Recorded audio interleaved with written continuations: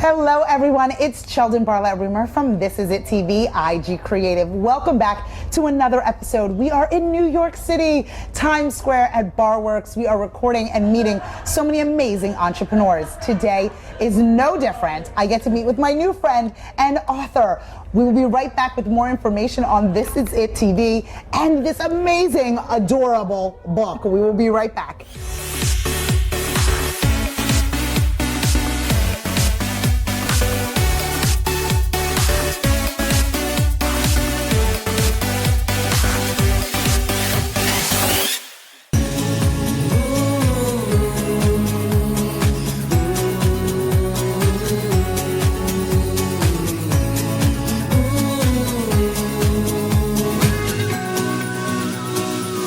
You know I love meeting amazing people, and today is no different. I mean, your energy is so, you said, oh, Cheldin, your energy. I'm like, you're so fun. You are so fun. Same. So I'm like, oh, I'm meeting another author. But that's great. That's awesome. But you're like, no, I'm an attorney. I'm like, what?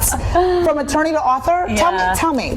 So I am an attorney in my real life here in New York City. Oh my gosh. But then I wrote this book, Curlee, Girlee. Two E's and two E's. Two E's I thought and it would be two so E's. cute that way. It's so much cuter. I know, right? So much cuter this way. Curlee, Girlee. Girlee, yeah. Now, who is the inspiration for this So my book? inspiration was my little girl, my 6-year-old daughter. She just turned 6. Her name is Ari. And she has a mass of curly hair.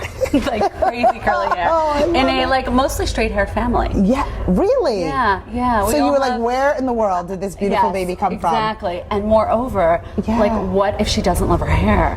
What if she gets influenced by the Brazilians and the Japanese and all that, and feels like she needs to do that to her hair in order to fit in? I said, this is bad. I swear. So I need to change that. Yes. And that's where the book came from. It really came really organically. Right. I started calling her Curlee Girlee when she was like 2-3 years old and she started to get hair. Oh my gosh. And you saw it coming in. And I saw it coming in. It was like sprouting. And I was like, oh my God. And my big daughter, my 11-year-old, has like straight hair down her back. So I was like, I really have to make sure that this child feels that her hair is special and important. Right. And I think that as a mother, we get those kind of gut feelings. Like, you know, my daughter, I have an interracial daughter.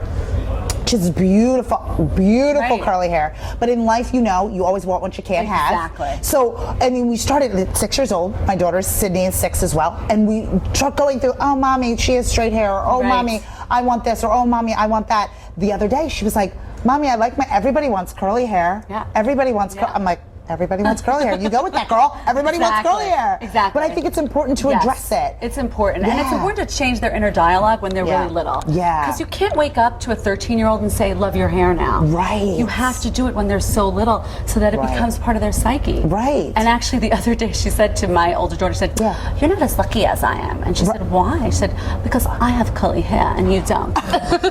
And now she knows. Now she feels like her hair is special. She feels like it's special. And you know, it's interesting. The book started for her, about her, but really became more of a movement of just creating confidence and self-love. I think it's like important. Whatever your unique features are. So Curlee Girlee speaks for curly girls and also straight-haired girls and girls who maybe have freckles or maybe they're a little overweight. Or maybe they have dyslexia. Right? And any kind of attribute that they have that's different, Curlee Girlee is going to speak to them and say, it's okay. It's okay. And let's embrace it. And let's embrace it. And let's identify it. I think that one of the things in identifying anything is the ability to tell a story.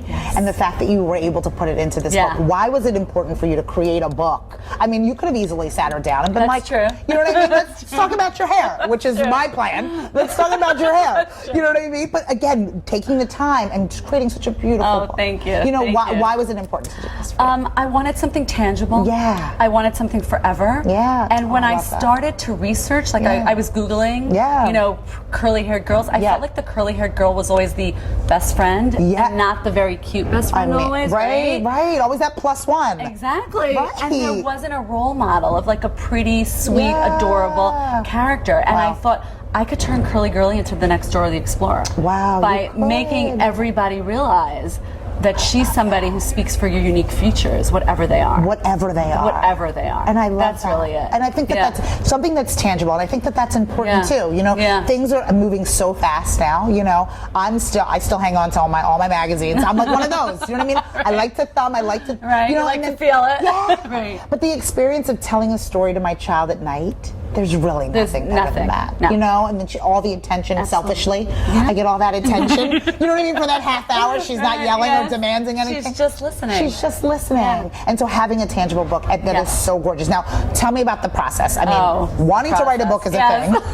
I want to write a book. Actually doing it, I know, is another thing. Now, was it hard? It was. I have to say, you know, as I said, I'm a lawyer. This was like harder than a lot of things that I do that are very hard in my real life. Yes. Because also it was so from the heart. Yeah. And you know, when you put yourself out there in that way, you want it to be perfect. So my illustrator, Karen Wolcott, amazing, gorgeous, beautiful illustrations. So I mean, she did the for Random House. She did the whole Barbie series. Oh my goodness! So I knew she made beautiful girls, but I didn't want her to make the blonde, blue-eyed, perfect child. Right. I wanted her to be every little girl. So if you notice, she's got the brown eyes, the brown hair. She's really everyone. And we went through like so many back and forths. Yeah. I'd be like, I really like it, but could you just tweak that? Yeah, no, but it's the truth. A little imperfection is simply perfect, right? Exactly. I love that. You know? Yes, very well said. And she's and it's playful. It's not like this perfect child holding a bouquet of flowers. I mean, for heaven's sake, she's upside down. Yes. She's upside down. Right? How gorgeous. How gorgeous is and the colors. How wonderful and whimsical is that. Amazing. So it was a process. So you had to go not only had to write the book, but then to write. The writing was the easiest part. You're like, I thought I was done. Yeah, the writing was organically came to me. Yeah. And then of course they did some editing and everything. But I think that really putting it together and then the publishing and then now getting it out there, because that's really the part that you want everyone to like see it, and everyone who has been seeing it has been resonating. Adults also, which I thought was amazing. Well, I mean, we didn't have it so much. I mean, again, you know, growing up, you only had certain role models. You didn't really necessarily know where you fit. You tried your best. Your mother tried your best to be like, you're beautiful, you're all beautiful. It's like, thanks, Mom. Right. I'm like, she's lying. But that's okay. You know what I mean? But you try your best, and your parents and your family, they try their best. But there wasn't really references that you could reference to of any kind. So I think that it's important, again, that tangible piece, which I think is awesome. But we want to help you in spreading the word. So if people are looking for something like this, I mean, it is, again, every day is a holiday season. Sydney's birthday is this weekend. This is the perfect gift. Valentine's Day. Right. It's all about self-love, right?